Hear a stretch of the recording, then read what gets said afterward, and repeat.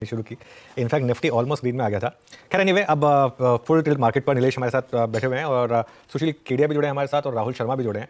तो एक पूरा पैनल अब हमारे साथ अगले आधे घंटे के लिए। सुशील, गुड आफ्टरनून। क्या मार्केट को देख के लग रहा है ये मार्केट क्या आज इसने टॉप बनाया या आज इसने बॉटम बनाया? टॉप 4 दिन पहले बन गया निफ्टी का, बैंक निफ्टी का 10 दिन पहले बन गया।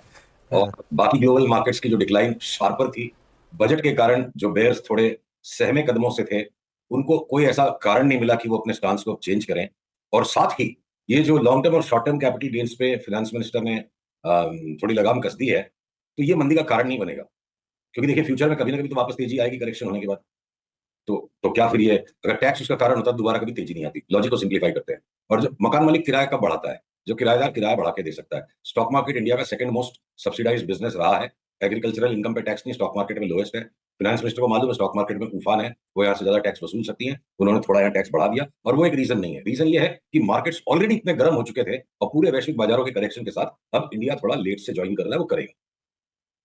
अच्छा सुशील, ये सूट नया सिलवाया क्या? एकदम नहीं चमकदार लग रहा है। नहीं, ये पर्पल कलर कुछ नॉर्मली पहनने के मौके कम होता है। आज फाइनेंस मिनिस्टर ने बजट सुंदर दिया, उन्होंने पर्पल कलर पहना था। मैं दौड़ के गया, क्लोजेट में से मिल गया, तो मैं बोला imitation is the best form of flattery and appreciation. हाँ ठीक है। अच्छा, राहुल शर्मा भी हमारे साथ। Rahul, good afternoon. राहुल जी, कैसे देख रहे हैं आप इस बजट को? मार्केट में थोड़ा प्रेशर है लेकिन लोअर लेवल से रिकवरी भी है, मतलब स्ट्रेंथ तो है मार्केट में इनहेरेंटली। जी गुड आफ्टरनून अनुज जी। देखिए, अंडरटोन मार्केट का काफी ओवरबॉट था, इसमें कोई दो राय नहीं है। और फाइनली मार्केट को एक रीजन मिला कहीं ना कहीं प्रॉफिट बुकिंग करने का, एक पुल बैक देने का।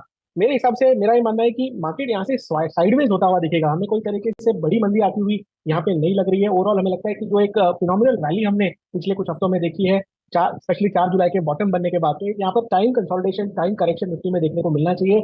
और तब तक आई थिंक रणनीति सिंपल रहनी चाहिए, डिफेंसिव के साथ जाए। एज ऑफ नाउ डिफेंसिव में हमें आईटी और फार्मा, ये दो सेक्टर थे जो डिफेंसिव की तरह प्ले आउट होते हुए दिख रहे हैं। और लॉन्ग टर्म चार्ट पे भी हमने इन सेक्टर्स पर काफी बुलिश व्यू दिया है। रिवर्सल्स इनमें काफी पहले देखने को मिले हैं, और अभी भी ऐसा लगता है कि मार्केट में जब तक ब्रॉडर ट्रेंड सुधरती नहीं है, मेरे हिसाब से डिफेंसिव में स्टिक किया जा सकता है। अच्छा नीलेश जी, एग्जैक्टली रियल एस्टेट पे आपका व्यू क्या है? अब देखिए, इसमें कोई राय नहीं कि रिसेंट बूम में कहीं ना कहीं इन्वेस्टमेंट डिमांड काफ़ी स्ट्रॉन्ग थी। अब आपका ये जो long term capital gain tax का इंक्रीज होना, प्लस आपकी एक होल्डिंग कॉस्ट भी होती है, प्लस ट्रांसफर चार्जेस भी होते हैं, सेलिंग चार्जेस भी होते हैं। अभी as of now real estate आपका व्यू क्या है इस आई थिंक बदलाव के बाद? खैर, ये जो आज चेंजेस हुए हैं, ज़रूर एक तरह की एक स्पीड ब्रेकर तो आ जाएगी रियल एस्टेट पे। रियल एस्टेट स्टॉक्स क्या है कि आपको इंडेक्सेशन नहीं मिल रहा है, तो बिल्कुल ही मतलब आप समझिए ना। हाँ, तो बेसिकली इफेक्टिव टैक्स अगर आपको कभी भी बेचना, तो आपका इफेक्टिव टैक्स शायद ज़्यादा भरने को आएगा। लेकिन अभी तक ज़्यादातर डिमांड जो रियल एस्टेट में है वो सेल्फ नीड के लिए है, खुद के कंजम्पशन के लिए है। इन्वेस्टमेंट लेड डिमांड अभी भी बहुत कम है।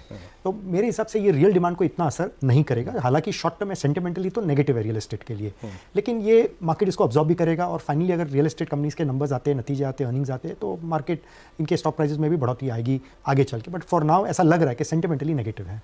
और कोई सेक्टर जो आपको पॉजिटिव या नेगेटिव बजट के रीड थ्रू से लगाओ? तो जो था कि जो लैंड रिकॉर्ड्स का जो डिजिटाइजेशन है, वो एक अच्छा इनिशिएटिव अनाउंस किया है वित्त मंत्री ने।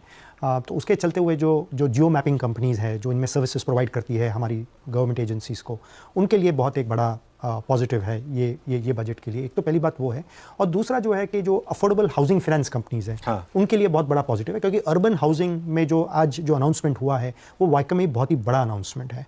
तो दूसरा ये है। और तीसरा जो मुझे एक थोड़ा आश्चर्य सा लग रहा है कि जो फिस्कल डेफिसिट का जो आउटलुक है या जो एस्टिमेट है, वो काफ़ी नियंत्रण में है, और 4.9 का 4.5 होने जा रहा है। तो उसके चलते हुए इंटरेस्ट रेट्स नियंत्रण में रहेंगे, तो ये बैंकिंग क्षेत्र के लिए बड़ा पॉजिटिव है।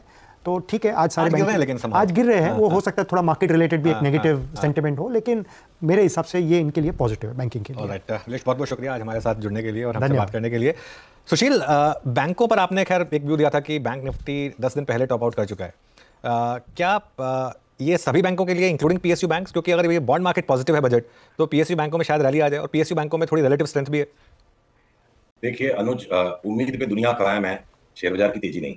ये ट्रेंड बिल्कुल बिगड़ चुका है, और बैंकों की चार्ट में सिग्निफिकेंट करेक्शन की जगह है। तो मैं यहाँ किसी भी तरह की लॉजिकल बात आपकी लॉजिकल है बिल्कुल, पर हर लॉजिक से ज्यादा बड़ी लॉजिक भाव की लॉजिक है। तो मैं यहाँ दुस्साहस नहीं करूंगा। बैंकें बहुत ज्यादा भारी लग रही हैं चार्ट्स, और एक बार अगर करेक्शन को जो बनना शुरू हो गया है, इसको लगता है लीड बैंक ही करेगी, वीकनेस है चार्ट्स। ओके अच्छा, अभी एक प्रश्न मैं आपसे हल्का से जोड़ लेता हूँ यहाँ पे। सुशील जी, जब आप एक शब्द का इस्तेमाल करते हैं लॉन्ग शॉर्ट, शॉर्ट लॉन्ग, तर्क संगत, अगर आप देखें अभी जो आईटी ने और या फिर आईटीसी ने जो स्ट्रेंथ दिखाई है, या फिर एफएमसीजी ने, इसमें आपका कोई इंटरेस्ट है सर? देखिए एफएमसीजी पे लगातार 2.5 महीने से हम तेजी में बने हुए हैं, अभी भी कुछ दिनों तक और तेजी चलेगी। 1900 पे हमने साल भर पहले हिंदुस्तान लीवर में 2900 का व्यू लिया था, 2100 पे वापस 2900 का लिया। अब हो सकता है 2900 पे एक छोटा टेम्पररी टेक प्रॉफिट होके क्या पता हिंदुस्तान लीवर 3200 भी हो जाए, नहीं पता। तो चाहे टाटा कंज्यूमर अभी लास्ट वीक भी आपके साथ वापस नया बाई कॉल ट्रिगर किया कि और ऊपर के भाव में लेंगे। तो एफएमसीजी एक सेफ स्पेस है जहां पर जब भी बाजार का टॉप आउट आता है, फंड मैनेजर्स के पास एक सर्टेन अमाउंट से ज्यादा कैश होल्ड करने का कंफर्ट नहीं होता है। तो सबसे ज्यादा सेफ सेक्टर ये है, इसमें पैसा डाल के कोई रॉन्ग नहीं हो सकता, तो ये सेक्टर सबसे लास्ट बढ़ता है। और आईटी दूसरा है। तो हम दोनों पे लगातार तेजी में रहे लास्ट 2 महीने से। आईटी और एफएमसीजी के स्टॉक्स को अभी भी हम बेचने की हड़बड़ी नहीं करेंगे, और 4-5-6 दिन देखेंगे इनको।